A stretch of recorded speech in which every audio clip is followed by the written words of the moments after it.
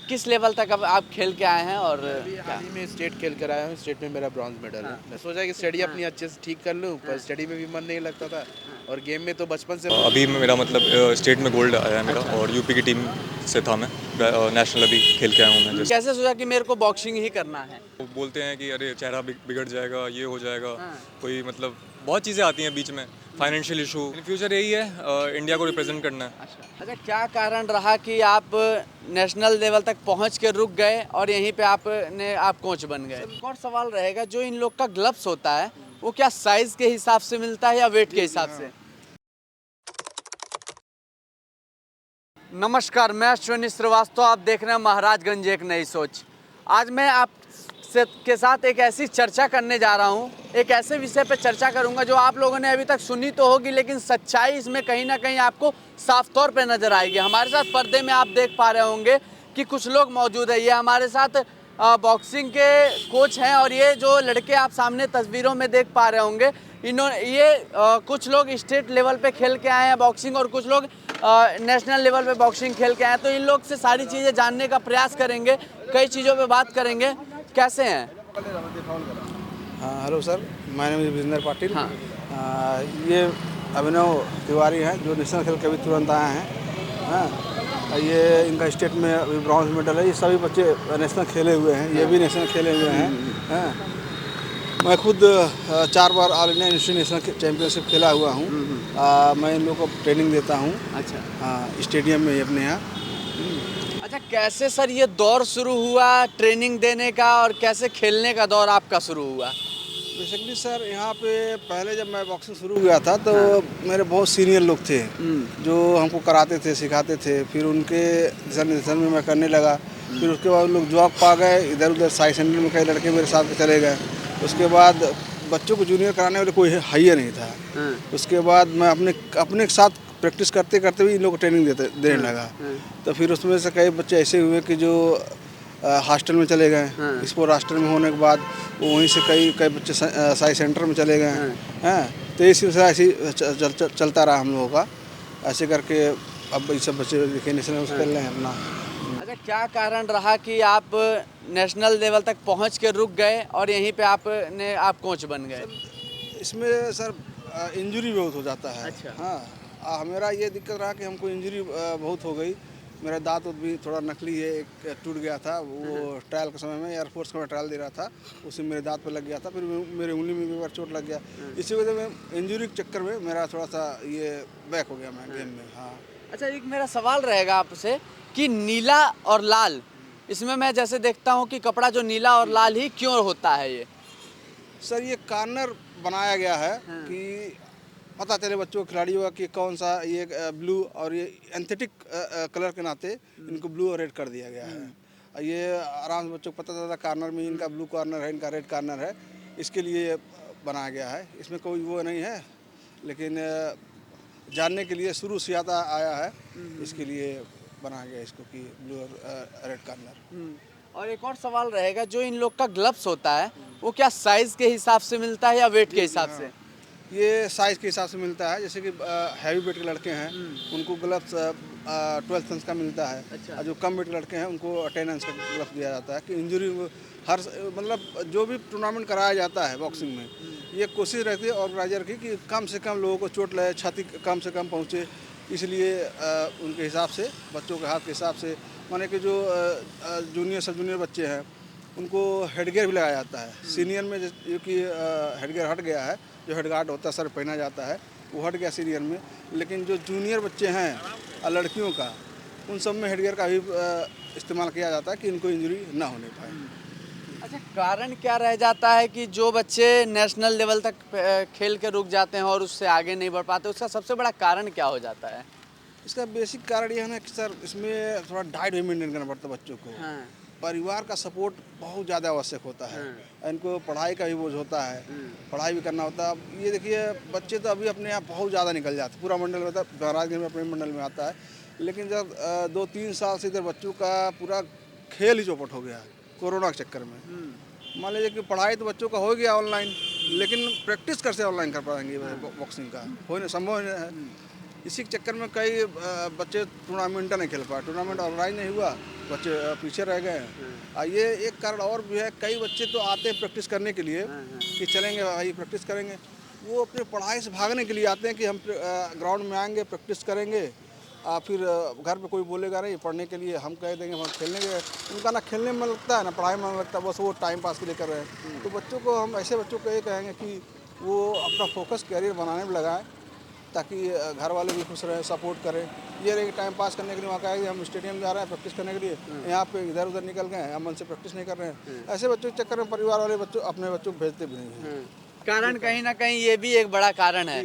और भी कई तरह के कारण सामने आते हैं खिलाड़ियों को लेकर, उस पर क्या कहेंगे? सर खिलाड़ी जो एक नंबर के खिलाड़ी बनना चाहता है, बन रहा है, उनका फोकस अपने गेम में एकदम रहेगा। वो अपने टारगेट से इधर भटकता नहीं है। उसको अगर आप 6 बजे बुलाओगे ग्राउंड में तो 6 बजे आएगा। कुछ ऐसे खिलाड़ी हैं वही टॉप निकलते हैं। अब ये बच्चे हैं टाइम को आते हैं। देखिए अब ये राष्ट्रीय प्रतियोगिता खेल के आए, बहुत कठिन होता है ऐसे प्रतियोगिता में हिस्सा लेना। अभी ये इंडिया कैंप में मिल जाएगा, उसके बाद अगर ये कहीं ना कहीं करेंगे, वैकेंसियाँ आएंगी, नौकरी मिलेगा, अपॉर्चुनिटी बहुत है, ऐसी कोई बात नहीं है। सब बच्चे निकल जाएंगे, बढ़िया करियर बनेगा। अच्छा, इसके साथ एकेडमिक क्वालिफिकेशन बहुत ज़रूरी है। यानी कि आप सिर्फ हाई स्किल पढ़े हुए हैं और फिर आप इंटरनेशनल भी खेलिए, तो उसमें तो जब आपका प्रमोशन होगा फिर वो तो एकेडमिक क्वालिफिकेशन के बेस पे ही होगा। तो इसलिए पढ़ाई भी बहुत आवश्यक है। ऐसे बच्चे मैं कहूँगा कि वो पढ़ाई भी अपना जारी रखें और अपना खेल भी खेलते रहें। अच्छा, इसमें कुछ वेट का भी कुछ लेना देना होता है क्या इसमें? हाँ सर, ये गेम बेसिकली वेट्स ही होता है। जो नया इंडिविजुअल गेम है, जैसे कि दम खम वाला होता है गेम, उसमें वेट्स होता है। हम लोग का 46 किलो से स्टार्ट होता है वेट। अच्छा। और 92 प्लस तक जाता है वेट। इसमें कैटेगरी ऐसे दिया जाता है 46 से 49 करके ऐसे कैटेगरी है। जो छोटी वेट कैटेगरियाँ हैं उसमें कम वेट के बच्चे खेलते हैं और फिर ऐसे वेट बढ़ता रहता है लोगों का। हाँ, ये तो हमारे साथ बात करने के लिए इन लोग के कोच थे, और ये हमारे साथ और भी लोग मौजूद हैं जो कि ये खेल के आए हुए हैं। कुछ नेशनल लेवल पे खेले हुए हैं, कुछ स्टेट लेवल पे खेले, उनसे भी कुछ बात करते हैं। पहले तो भाई साहब से तो मुझे पहले ही देख के डर लगा, क्योंकि इनका हाथ और मेरा हाथ देख लीजिए, तो इनसे बड़ा तगड़ा सवाल नहीं पूछेंगे, क्योंकि मुझे डर लग रहा है। कहीं अभी एक अगर फाइट लग गया तो मैं इस रोड से ही सीधा चला जाऊंगा। सही कह रहा हूँ ना? अच्छा, किस लेवल तक अब आप खेल के आए हैं? और हाल ही में स्टेट खेल कर आया हूँ। स्टेट में मेरा ब्रॉन्ज मेडल है। मेरा नाम मनीष रंजन है, गोरखपुर से ही खेलता हूँ। आगे क्या प्लान है? आगे प्लान है कि मैं अब ट्रेनिंग, जैसे मैंने काफ़ी सालों से बॉक्सिंग छोड़ा हुआ था, अभी हाल ही में वापसी की है।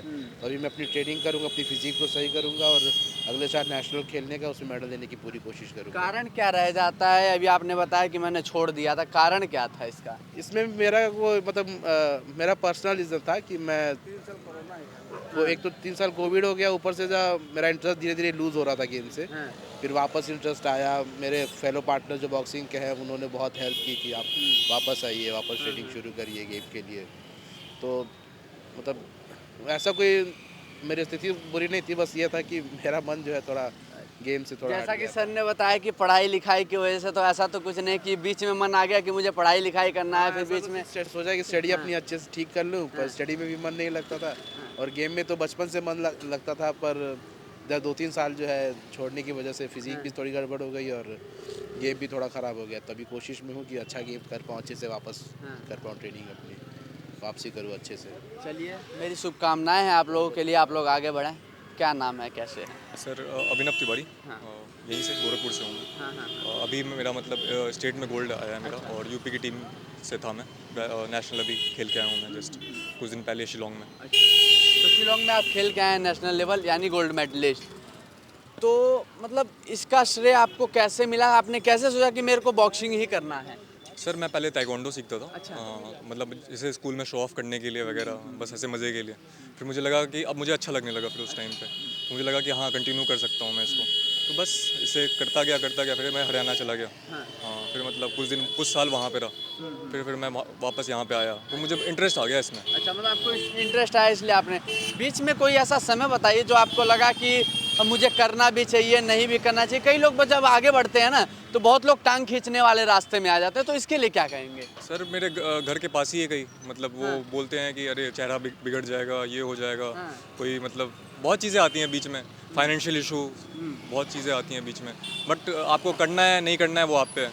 आप कुछ लोग वैसे भी कर जाते हैं, कुछ लोग वैसे भी नहीं करते, तो बस यही चीज़ है। मेरी ऐसे लोगों से लाख गुहार है कि जो बच्चे आगे बढ़ना चाहते हैं, कम से कम आप सपोर्ट नहीं कर सकते उनका तो टांग तो ना खींचें कि आप बहुत ही ऐसी चीज़ें बोल के कि तुम कर नहीं सकते या फिर तुम आगे जाके ऐसे हो जाओगे, तो इससे बच्चों का मनोबल टूटता है। तो इस लोगों से मेरी साफ तौर पर गुहार है कि इस तरह के काम ना करें।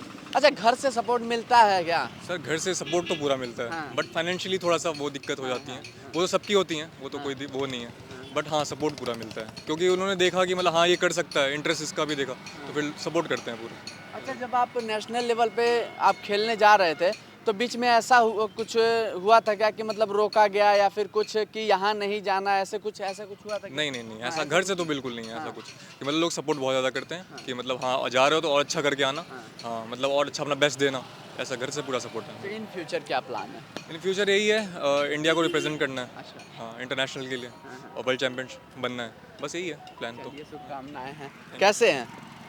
बढ़िया। बढ़िया है। नाम का परिचय और किस स्टेज तक आप खेल के आए हैं? मेरा नाम रुद्राक्ष मिश्रा है और हम स्टेट तक अभी हाल ही में खेल करके आए हैं। खेल के आए हैं। नेशनल लेवल तक जाने की तैयारी है? नेशनल लेवल जाने की अब अगली बार दिसंबर में हमारा क्या मैच। लगता है पहुंच जाएंगे ना? अगर जैसा सोचा है हाँ। वैसी तैयारी चलते रही तो ज़रूर पहुंच जाएंगे। चलिए, ये तो लोग थे। एक लोग और हैं जो कि कुछ साल पहले हमारे फ्रेम में नज़र तो आए थे लेकिन फिर छुप गए थे, अभी भी छुपने का प्रयास कर रहे हैं, लेकिन मैंने इनको बीच में से खींच के निकाला है। जानने का प्रयास करते हैं कैसे हैं इंद्रजीत जी? बढ़िया सर, बहुत बढ़िया। आप लोग एक बार कमेंट बॉक्स में जरूर बताइएगा, एक बार कभी चेहरा हमारे डिस्प्ले पे इनका देखे हैं क्या, एक बार कमेंट बॉक्स में जरूर बताइएगा। और कैसे हैं? और सब बढ़िया? बहुत बढ़िया सर। काम दाम कैसे चल रहा है आपका? सर बढ़िया है, फर्स्ट क्लास। अच्छा, बीच में सुनने में आया था कि आप बॉक्सिंग छोड़ के और कुछ और किसी काम में लग गए थे। जी सर, थोड़ा बॉक्सिंग छोड़ के जब छोड़े तो फिर अपना काम शुरू कर दिए। जीने के लिए तो खाना भी जरूरी तो है। अरे बॉक्सिंग में खाने को नहीं मिलता क्या? बॉक्सिंग नहीं, अपने जीने के लिए तो खाने की भी जरूरी है, इसलिए थोड़ा सा फोकस इधर करें और इधर भी करना पड़ता है। अच्छा, इसका मतलब जो मेडल मिलता है, गोल्ड मेडल हो गया, सिल्वर मेडल हो गया, ब्रॉन्ज मेडल हो गया, वो क्या सिर्फ दिखाने को होता है क्या कि उससे कुछ आगे का लेना देना? नहीं सर, ये हौसला बढ़ता है हम लोग का। हाँ। मेडल से जो सम्मानित किया जाता है, बहुत हौसला बढ़ता है हम लोग का और आगे करने की जुनून मिलता है। मतलब इससे और कोई बस हौसले का ही एक जो है। वही तो है, खिलाड़ियों का हौसला बढ़ाने के लिए। एक मेरा आपसे सवाल है, सरकार द्वारा क्या सुविधाएं इनको मिल पा रही हैं? सर सबसे बड़ी बात है कि जो जहाँ बच्चे प्रैक्टिस करते हैं वो स्टेडियम ही सरकारी का है। अच्छा। सरकारी है वो ग्राउंड ही। अब बाकी जो इंफ्रास्ट्रक्चर चाहिए, रिंग चाहिए वगैरह, ग्लव्स व्लव्स सब जो टाइम टाइम मिलता रहना चाहिए। बच्चों का ये होता है कि कोई ग्लव्स अपना निजी खरीदते हैं, उनको मिल नहीं पाता, वो फट जाते हैं, फिर उस एक दो ग्लव्स से कई लोग प्रैक्टिस करते हैं। अच्छा। तो वो हो नहीं पाता उनसे प्रैक्टिस। मतलब कि जब प्रैक्टिस करना चाहिए तो हर बच्चे के हाथ में ग्लव्स और पैड होना चाहिए। पैडिंग करने के लिए उनका होता है जो पंच को टारगेट बनाते हैं सब उसमें, वो चाहिए। पंचिंग बैग चाहिए, रोप चाहिए, ये सब बच्चों को मुहैया नहीं हो पाता है। ये जब उनका इक्विपमेंट नहीं रहेगा तो प्रैक्टिस कैसे कर पाएगा? इसके लिए सरकार को मैं यही अपने तरफ से कहना चाहूँगा, फिर निवेदन करूँगा कि बच्चों को जितना भी इक्विपमेंट चाहिए उनको मुहैया कराए। तो लड़के हमारे राष्ट्रीय प्रतियोगिता खेलना कोई आसान बात नहीं, बहुत कठिन होता है, बहुत टफ होता है। कई डिस्ट्रिक्ट लेवल पार करना, मंडल पार करना, फिर राज्य स्तर में गोल्ड ले आना, फिर उसके बाद नेशनल लेवल खेलते बच्चे। उसके लिए इनको इक्विपमेंट चाहिए ही चाहिए। ये जो लोग नहीं खेलते हैं वो क्या जाने, वो लोग तो सोचेंगे हलवा है ये। जी हाँ, उनको कुछ नहीं पता रहेगा, वो तो सोचेंगे अपना कितना मिलेगा, लेकिन उनको पता नहीं है। एक एक ग्लव्स तो बच्चों का 3000 से लेकर 10,000 तक का मिलता है। तो बच्चे कहाँ से अपना डाइट मेंटेन नहीं कर पाता बच्चे, तो कहाँ से खरीद पाएगा वो ग्लव्स? इसलिए ये सब उनको चाहिए। मान लीजिए कि अभी ये लड़का नेशनल खेल के आया है, न किसी न्यूज़पेपर में निकल रहा है, न कहीं भी कोई वो नहीं कर रहा है, तो इसको कैसे मोटिवेशन कैसे मिलेगा इसको? तो आगे तैयारी कैसे कर? थोड़ा सा लोग जानेंगे, पहचानेंगे इसको, सगल हाँ ये लड़का नेशनल खेल के आया, तब ना इसको हौसला बढ़ेगा इसका खेलने के लिए। ये सब चाहिए सर इन बच्चों का। और क्या चाहिए इनको? हौसला बढ़ाने वाला। यहाँ तो पैर ही खींचने वाले बहुत लोग हो जा रहे हैं कि ये नाक टूट जाएगा, इसका आँख में चोट लग जाएगा, ये हो जाएगा, हो जाएगा। ऐसा कुछ नहीं है। सुरक्षा का बहुत ध्यान दिया जाता है इसमें कि कम से कम लोगों को चोट लगे। अब जो लड़का प्रैक्टिस में रहेगा उसको चोट लग ही नहीं सकता है, वो अपने आप को सेव करके खेल लेगा, ऐसी बात नहीं है। अब ये मान लीजिए कि दमखम वाला खेल है, थोड़ा मोड़ा तो चोट आना ही है, ऐसे अब हार के कोई बैठेगा नहीं ना। अच्छा, एक मेरा सवाल है, आप कोच हैं और आप कभी मतलब बच्चों को ट्रीट करते हैं, तो कभी बीच में ऐसा नहीं होता कि इनके माता पिता आ जाएं या फिर कोई आ जाए वो कहें कि आप क्यों इनको टीच कर रहे हैं, कहीं इनको चोट लग जाए या फिर कैसी इंजरी आ जाए, ऐसा कुछ? ऐसा कुछ नहीं, ऐसा एक वाकया एक बार हुआ था मेरे साथ। हाँ। तो उनके पिताजी आते हैं, हम गार्जियन का सपोर्ट मिलता है, स्टेडियम में आते हैं लोग, बढ़िया से हम दिखाते हैं। जब लड़का प्रैक्टिस करता है, जब फाइट करेगा, चोट लगेगा उसको, तो कुछ जो माताएं होती हैं वो थोड़ा घबराती हैं। पिताजी आते हैं तो वो ना घबराते नहीं, कहते सर इसको बढ़िया प्रैक्टिस कराइए, मेरा लड़का बढ़िया लेवल पर खेले। ऐसे कोनो वो नहीं है कि वो डरते हैं, ऐसे करते अपने बच्चों को भेजने से, वैसा कुछ बात नहीं है कि गार्जियन डर गया ऐसे करके। माता होती है उसको, उसका हृदय कोमल है, वो तो डर करेगी। वो तो अगर बच्चा साइकिल लेके सड़क पर जाएगा, गाड़ी लेके सड़क पर जाएगा, वो डरेगी, हैं? तो ऐसा कुछ नहीं है, आते हैं, खेलते हैं, देखते हैं, वो सब सपोर्ट करते हैं कि बढ़िया फाइट करो, बढ़िया फाइट करो, सर एकदम बढ़िया सिखा रहे हैं तो बढ़िया बढ़िया फाइट करो, तो दिखाओ, सब लोग जाने, हमारा भी नाम हो, गार्जियन का भी तो नाम होगा उसमें। बच्चा अगर इंटरनेशनल इंडिया रिप्रेजेंट करेगा तो उनका भी तो नाम होगा। जो नेता सिर्फ बड़े बड़े बात करते हैं, बड़ी बड़ी चीज़ें कहते हैं, उनसे ये कहना चाहूँगा, ये एक बार वीडियो फोटोज देख के एक बार इन पे जो ये खिलाड़ी खड़े हैं इन पे थोड़ा सा ध्यान तो दिया जाए। कहीं ना कहीं ये आप लोग के लिए बड़ा चांस है कि इन बच्चों पे ध्यान दे के इनको आगे बढ़ाने का काम किया जाए, जो इन लोगों के लिए ज़रूरत की चीज़ें हैं उनको मुहैया कराई जाए। आखिरकार ये जाएं तो जाएं कहाँ, क्या कहाँ पे प्रैक्टिस करें? जब तक इनको सरकार द्वारा चीज़ें मुहैया नहीं होंगी तब तक ये आगे कहाँ बढ़ेंगे। कैमरा पर्सन के साथ मैं सोनी श्रीवास्तव, महाराजगंज एक नई सोच।